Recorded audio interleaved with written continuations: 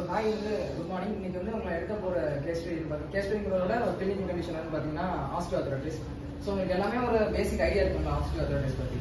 So ஒவ்வொன்றா நீங்கள் சொல்லுங்கள், நான் என்னென்ன கரெக்டாக போகலாம். ஓகே, ஒரு இன்ட்ராக்டிவ் செஷன்லாம் போகலாம்.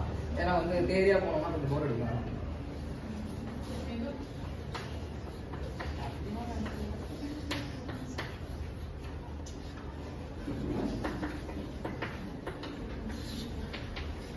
சரி, ஓகே. ஆஸ்டியோஆர்த்ரைட்டிஸ்னு பார்த்தீங்கன்னா இது வந்து ஒரு எரோஷன் டிசீஸ். ஓகேவா? இது வந்து என்னன்னு பார்த்தீங்கன்னா போனில் வந்து நிறைய எரோஷன் ஏற்படும். ஸோ இது எதனால ஏற்படும்ன்றத ஃபர்ஸ்ட் வந்து ஒவ்வொரு நாளாக கேட்கலாம். ஓகேவா? ஆஸ்டியோஆர்த்ரைட்டிஸ் நினைக்கிறீங்க?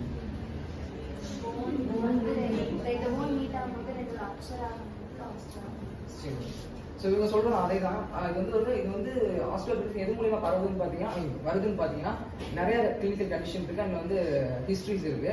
ஸோ இதில் என்னென்ன ஹிஸ்ட்ரிஸ்ன்னு பார்த்தீங்கன்னா ஓவர் வெயிட்னால வரலாம், ஆக்குபேஷன்னால வரலாம், மற்றும் இதோட இன்னும் என்னன்னா இப்போ ரீசெண்ட் என்ன சொல்லியிருக்காங்கன்னா ஹெரிடிட்டி மூலியமா கூட வருதுன்னு சொல்லியிருக்காங்க. பட் அது எந்த அளவுக்கு அந்த தேரி இருக்குன்றது தெரியல. ஓகேவா?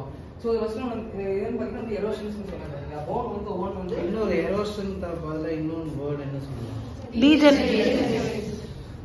Degenerative disease. ஓகேவா? ஸோ வந்து இதோட சிம்டம்ஸ் என்னன்னு பார்க்கலாம்.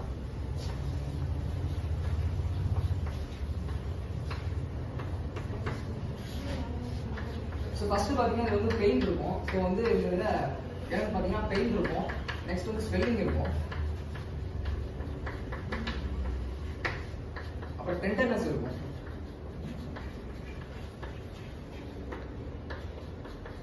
அப்புறமாட்டி வந்து ரேஞ்ச் ஆஃப் மோஷன் வந்து ரெடியூஸ் ஆகும்.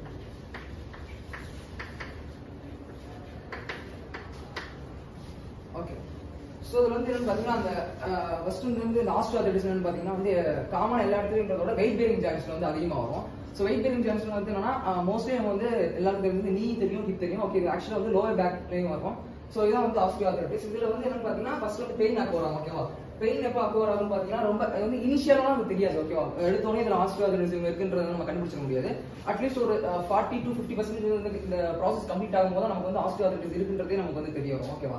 ஸோ இப்படி தெரிய வரும்போது என்னன்னு பார்த்தீங்கன்னா ஒரு ஷார்ப்பான பெயின் இருக்கும். ஸோ இந்த ஷார்ப்பான பெயின் வந்து எப்போ இருக்கும்ன்றது பார்த்தீங்கன்னா வந்து மேக்ஸிமம் என்னென்ன மூவ்மெண்ட் பண்ணாலுமே, ஆக்சுவலாக சொல்றது கொஞ்சம் ஸ்பீடாக நடந்தாலுமே இல்லை நடக்க ட்ரை பண்ணாலுமே இந்த மாதிரி பெயின் வந்து அவங்க வந்து ஃபீல் ஆகும். நெக்ஸ்ட் என்னன்னு பார்த்தீங்கன்னா இந்த ஸ்வெல்லிங். ஓகேவா? ஸ்வெல்லிங் வந்து எப்படின்னா உள்ள இருக்கக்கூடிய சைனோவியல் மெம்பரேன் வந்து அந்த கம்ப்ரஷன் நடக்க அந்த சைனோவியல் மெம்பரேன் வந்து வெளியே வந்துடும். ஸோ வந்து வெளியே வந்து ஒரு நீட் தேக்கம்னு சொல்லுவாங்க. ஸோ இந்த மாதிரி ஸ்வெல்லிங் வந்து வரும். அது வந்து பிசிக்கல் எக்ஸாமினேஷன் வந்து நீங்க பார்க்கும்போதே உங்களுக்கு வந்து ஒரு நல்ல பல்ஜா இருக்கும். ஓகே, இந்த காலுக்கும் அந்த காலுக்கும் டிஃபரன்ஸ் நல்லாவே தெரியும் வெளியே ஸ்வெல்லிங் இருக்கும்போது. நெக்ஸ்ட் வந்து என்னன்னா டெண்டர்னஸ். ஓகேவா? நெக்ஸ்ட் வந்து என்ன சொல்லுவாங்க, பேஷன்ஸ் நீங்க விசாரிக்கும் போது என்ன சொல்லுவாங்க, காலையில எந்திரிக்கும் போது வந்து ரொம்ப அதிக பெயின் இருக்கு, ஏன்னா நடக்க முடியலன்னு சொல்லுவாங்க. ஸோ எப்படின்னு பார்த்தீங்கன்னா காலையில் எந்திரிக்கும் போது ஒரு ரெஸ்ட்ல இருந்து அடுத்த மூமெண்ட் அவங்க பண்றது வந்து ரொம்ப சிரமப்படுவாங்க. அது வந்து ரெஸ்ட்லெஸ்ஸாக இருக்கும்போது ஓகே தான். தென் காலையில் வந்து அவங்க தூங்கி எந்திரிக்கும் போது அது வந்து ரொம்ப ஒரு ஹெவியான பேர்டனாக ஃபீல் பண்ணுவாங்க. ஓகேவா? நெக்ஸ்ட் வந்து உங்களுக்கு தெரியும் ரேஞ்ச் ஆஃப் மோஷன் வந்து ரெடியூஸ் ஆகிருக்கு. ஸோ இதான் வந்து ஒரு காமனான சிம்டம்ஸ். ஓகேவா? வேற என்னெல்லாம் வரும் சிம்டம்ஸ்? வேற சவுண்ட் என்ன சவுண்ட்? ரெப்பிட்டஸ் சவுண்ட் வந்து இருக்கும். ரெப்பிட்டஸ் சவுண்ட்.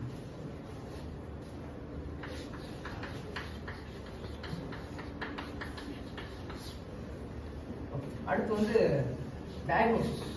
அதே மாதிரி இன்னொன்று இருக்கு, டெம்பரேச்சர். அது என்ன சொல்லுவோம்? வார்ம்த் அதிகமாக இருக்கும். வேற ஸ்டிஃப்னஸ். ஸோ ஸ்டிஃப்னஸ்னால தான் ரேஞ்ச் ஆஃப் மோஷன் கம்மியாகும். ஸோ மார்னிங் எந்திரிக்கும் போது வந்து ஃபர்ஸ்ட் கொஞ்சம் ஒரு 2-3 ஸ்டெப் வந்து ரொம்ப வந்து கஷ்டமா இருக்கும். ஸோ ஃபர்ஸ்ட் பெயின் இருக்கும், இன்னொன்று ஸ்டிஃப்னஸ் இருக்கும். சரியா? ஸோ டயக்னோசிஸ் பார்த்தீங்கன்னா மொத்தம் 2 இருக்கு. ஃபிசிக்கலாக நம்ம வந்து டயக்னோஸ் பண்ணலாம். அப்புறம் மட்டும் வந்து சில எக்ஸ்ரேஸ் இது மூலியமாக கூட நம்ம பண்ணலாம். X ray, MRI. MRI CD.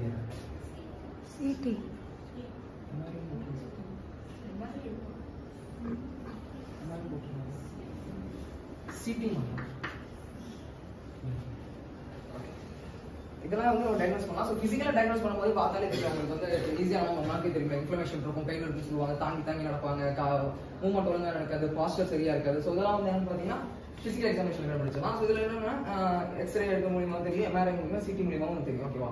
So இது நடக்கும்போது நம்ம எப்படி கண்டுபிடிக்கும் போது அதான் சொன்னோம்ல, போன் இருக்கக்கூடிய ஸ்பேஸ் வந்து ரெடியூஸ் ஆகும். 2 போன் இருக்கக்கூடிய ஸ்பேஸ் வந்து ரெடியூஸ் ஆகுறது மூலியமா நமக்கு ஈஸியா வந்து ஜாயிண்ட் ஸ்பேஸ் வந்து டிக்ரீஸ் ஆகும். ஸோ அது மூலியமா வந்து புரிஞ்சுக்கலாம். ஸோ நெக்ஸ்ட் வந்து என்னன்னா ட்ரீட்மெண்ட்ல என்னன்னு பார்த்தீங்கன்னா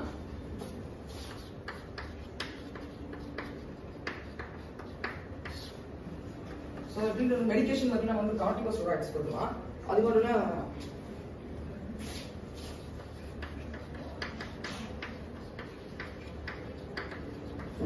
ஆன்டி இன்ஃப்ளமேட்டரி ட்ரக்ஸ் கொடுக்கலாம். நெக்ஸ்ட் என்னன்னு பார்த்தீங்கன்னா நாப்ராக்சின் மெடிகேஷன்ஸ் கொடுக்கலாம். இது கொடுக்குற மூலமா வந்து இன்ஃப்ளமேஷன் குறையும், ப்ளஸ் அந்த இன்ஃப்ளமேஷன்ஸ் வந்து குறையும். ஓகே, இதெல்லாம் வந்து இன்ஃப்ளமேட்டரி ட்ரக்ஸ், இன்ஃப்ளமேஷன் குறைக்கிறதுக்கான ட்ரக்ஸ். ஓகேவா? நெக்ஸ்ட் என்னன்னு பார்த்தீங்கன்னா ஃபிசிக்கலா வந்து ஃபிசிக்கலா ட்ரீட்மெண்ட் கொடுக்கணும்னு என்னன்னு பார்த்தீங்கன்னா அவங்க வந்து வெயிட் ரெடியூஸ் பண்ண சொல்லலாம். அப்புறமாட்டி வந்து ப்ராப்பரான டயட்ல இருக்க சொல்லலாம். அது மாதிரி அதிகமாக வந்து இன்ஃப்ளமேஷன் இன்க்ரீஸ் பண்ண கூடாத ஃபுட்ஸ் எல்லாம் வந்து டயட்ல இருந்து எடுத்துக்க சொல்லலாம். ஸோ இதெல்லாம் வந்து என்னன்னா இது ட்ரீட்மெண்ட்ஸ்ல வரும். ஓகேவா? நெக்ஸ்ட் ஓகே, இந்த ஆஸ்டியோஆர்த்ரைட்டிஸ் வந்து எதனால இன்னொரு ஃபேக்டர்னாலையும் வரும். ஓகேவா? அது வந்து ஆஸ்டியோ முழுக்க வெயிட் பேரிங்னால மட்டும் இல்லாம ஒரு சின்ன கீ ஃபேக்டர்னால கூட ஏற்படலாம். யாருக்காச்சும் ஏதாவது தெரியுமா? ஏதாச்சும் உங்களுக்கு வச்சது தெரியும்?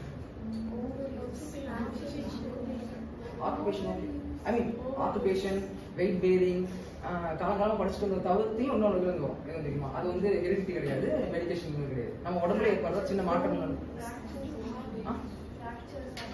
ஜெண்டர் வச்சு கேட்கறான்னு நினைக்கிறேன். ஜெண்டர் வச்சு இல்லை சார், எல்லாருமே வரும். ஓகேவா? ஆனா அவங்க அந்த கண்டிஷன், அவங்க இந்த கண்டிஷன் கூட இருந்தா அந்த கண்டிஷன் சேர்ந்து வரும். ஐ மீன் டிஃபரெண்டா கண்டுபிடிக்க முடியும். கண்டுபிடிச்சா அவங்க சாப்பிட்டு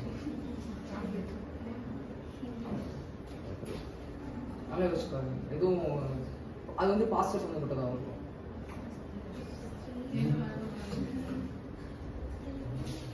பாஸ்டர் அலைன்மெண்ட் அப்படி யோசிச்சு பாருங்க. பேங்க் கேட்கலாம். ஸ்கோலியோசிஸா? இல்ல. ஓகே, நானே சொல்லிடுறேன். ஃபிளாட் ஃபுட் இருக்கனாலையும் அது வந்து ஏற்படும். ஓகேவா? Flat food. நீங்க ஃபிளாட் ஃபுட் என்னன்னா அவங்க அது நான் என்ன எக்ஸ்பிளைன் பண்றேன். ஃபிளாட் ஃபுட் எப்படி? ஸோ இப்போ ஃபிளாட் ஃபுட் இருக்கும்போது ஒரு இதில் ஆர்ச் இருக்கும்போது வந்து அந்த பாடியோட அலைன்மெண்ட் மாறும். ஒரு இதில் ஆர்ச் இல்லைன்னா ஒரு பேஷண்ட் எடுத்துக்கிட்டீங்கன்னா அவங்க கால் தான். ஸோ இப்போ ஒரு இதில் ஆர்ச் கம்மியா இருக்குன்னா அவங்களுக்கு ஆக்சுவலி உங்களோட இது மாறும். ஓகே, பாடி அலைன்மெண்ட் மாறும்போது ஒரு சைடா தாங்கி நடப்பாங்க. ஓகேவா? இப்படி சும்மா நார்மல் நிற்கிறாங்கன்னா ஸோ இந்த ஆர்ச் இல்லாத ஒரு சப்போர்ட் வந்து இப்படி போகும். ஸோ இப்படி போகும்போது நம்மளோட பாடியோட வெயிட் வந்து ஸோ இழுக்கும் போது ஸோ டோட்டலாக அவங்களோட இது ஸ்ட்ரைட்டா அதான் சொல்லுவாங்க. வருதுன்னு சொல்றாங்க. அந்த கண்டிஷன் ஏற்படுறதுனால வருதுன்னு சொல்றாங்க. ஓகேவா? நம்ம டோட்டலா சொல்ல என்ன கண்டிஷன் கேட்டு சொன்னோம். ஓகேவா? அது ஒரு சைடா நீங்க இதாகும் போது ஸோ அதுவும்னாலையும் கண்டிஷன் காசு ஆகுது. ஸோ தெரிஞ்சுக்கணும்.